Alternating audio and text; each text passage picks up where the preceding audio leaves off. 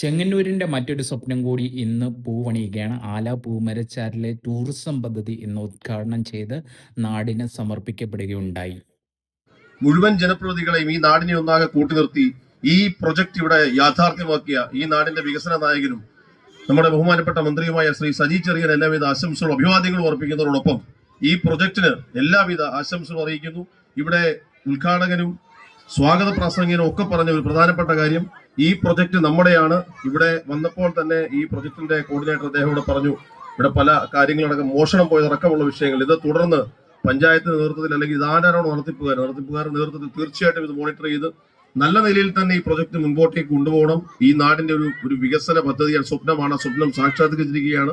ഇനി അത് നല്ല നിലയിൽ മുന്നോട്ടേക്ക് കൊണ്ടുപോകേണ്ടത് നാടിന്റെ ആകെ ഉത്തരവാദിത്തമാണ് എന്നുള്ളത് ഓരോരുത്തരുടെയും ഉള്ളിൽ ബോധ്യപ്പെട്ടുകൊണ്ട് തന്നെ ഇത് മുന്നോട്ടേക്ക് കൊണ്ടുപോകാനുള്ള എല്ലാവിധ ആശംസകളും നേരുന്നു. ഈ പ്രൊജക്ടിന് അഭിവാദ്യം അർപ്പിച്ചുകൊണ്ട് നിർത്തുന്നു. നിങ്ങൾക്കെല്ലാം എന്റെ